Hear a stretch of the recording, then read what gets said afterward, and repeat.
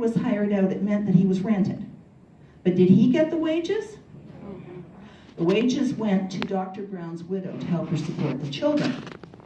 And he went and worked at a dry goods company for $100 a year, none of which was paid to him. But when he was 19, something wonderful happened. Now, what would be wonderful in the life of a 19-year-old? Oh, the woman. And what a woman. Ruthie was Haitian-born, lived in New Orleans, had a little bit of a French flair. And she was 28 and he was 19. Oh, okay. But he wooed her and he won her, and they were only happy for 2 months. Her owners died and their estate was bankrupt. And so Mrs. Blackburn was put up on a table in the living room of the house in which she had served.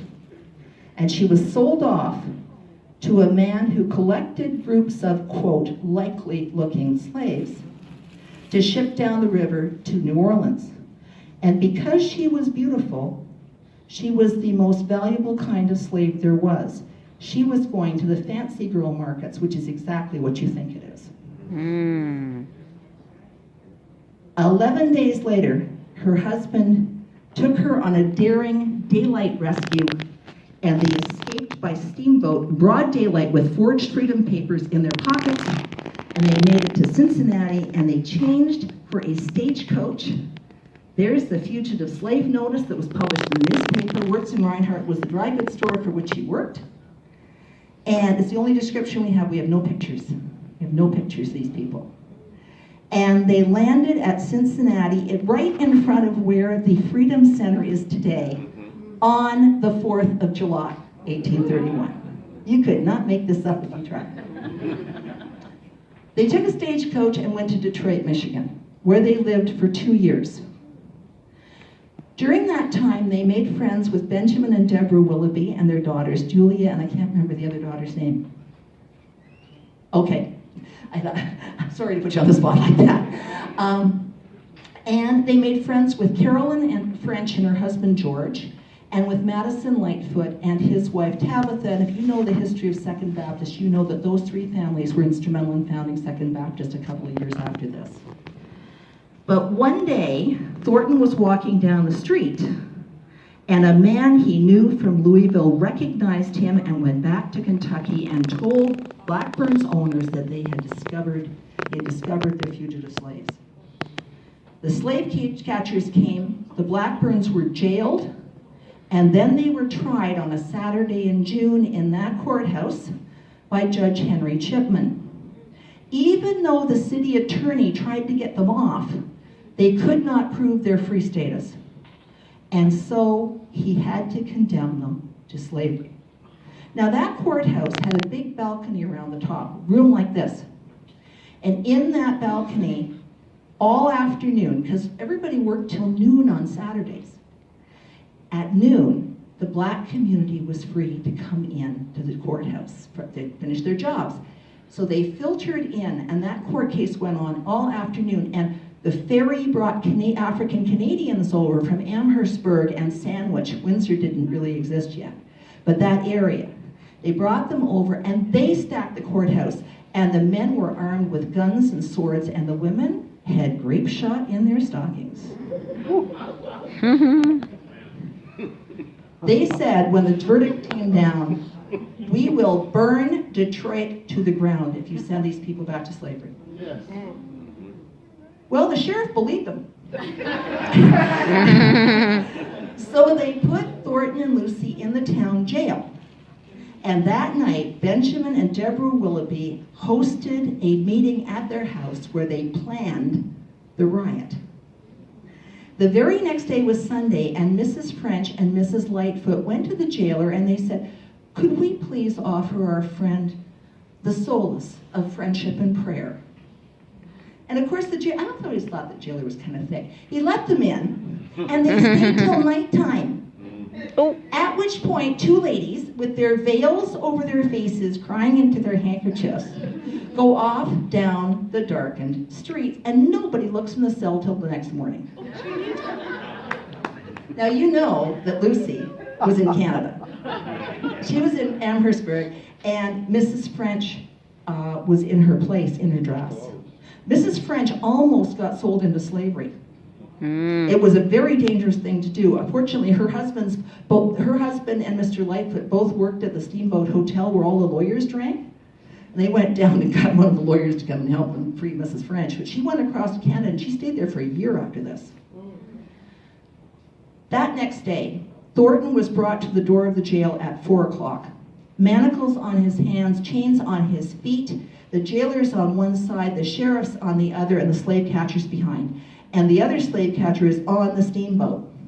Now we are standing where the Skillman branch of the Detroit Public Library is today. That's right. That's where the jail was. We are hoping to get a plaque up there today. We're working on that, to get a plaque up there. We're just trying to get a plaque up there. That's right. And Thornton was taken to the door of the jail. Up the street, up Gratiot Street, marched a crowd of more than 200 black and white people. There were lots of white people who didn't think this was a good idea either. And there was the elderly lady at their head with a stake, a wooden stake under her arm, and had a white rag tied on it. She pointed that at the heart of the sheriff. And they were marching up the street. So the jailer and the slave catcher went back inside the jail, locked the door behind them, and left the sheriff and Thornton on the steps. Oh. Somebody tossed Thornton a gun and said, "Shoot the sheriff."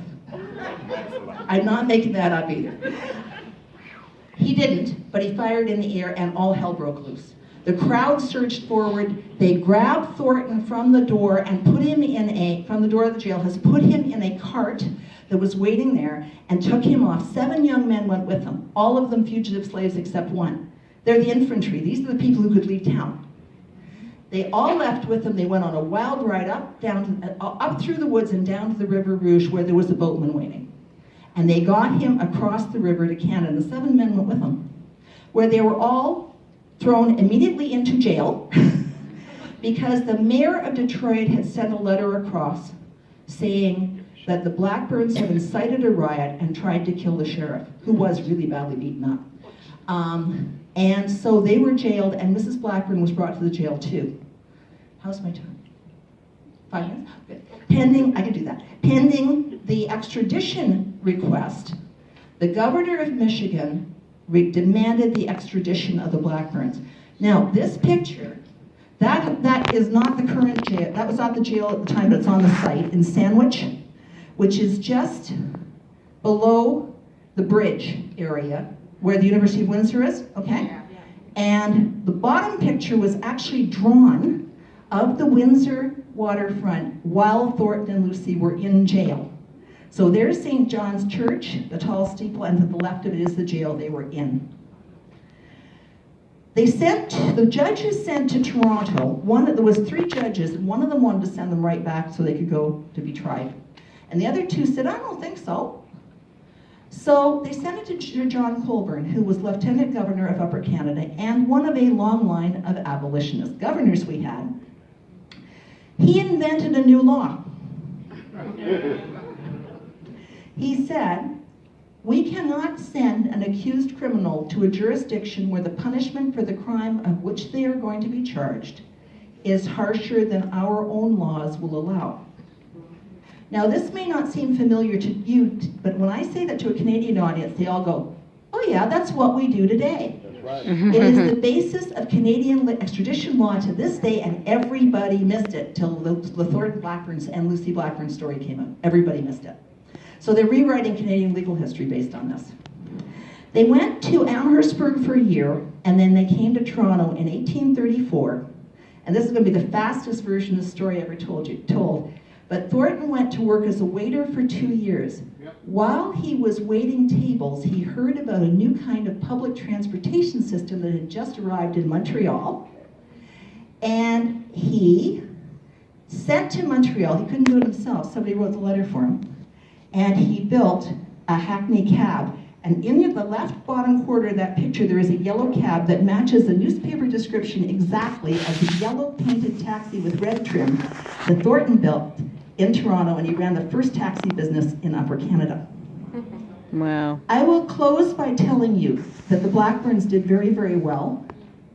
Thornton had found his brother Alfred in Toronto when he arrived. He'd also escaped, by way of Ripley, Ohio, by the way. And the two brothers put their money together in 1837, and Thornton did something remarkable. He went back to Kentucky and he rescued his mother. She is buried in Toronto under that beautiful tombstone. Wow. With her sons and her daughter-in-law. The other thing the Blackburns did was they gave back. That's why they lived so modestly all their lives. They built 6 little houses. These are in their later lives, but they were nice little houses when they were built. And they rented them out every year to a different family of fugitive slaves for $10 a year to get them on their feet. And we have in the room with us the descendant of one of the families who stayed with the Blackburns first. This is from William Still's book. Anne Maria Jackson is the largest single family grouping that got out of slavery at the same time through Still's Pennsylvania Anti-Slavery Society grouping organization. Anne Maria Jackson escaped with 7 kids after her 2 oldest boys were sold away. They came to Toronto. Her 2 older boys escaped later and also made it to Toronto. And Rochelle McDowell, right here, is the 3 times great-granddaughter, is that right?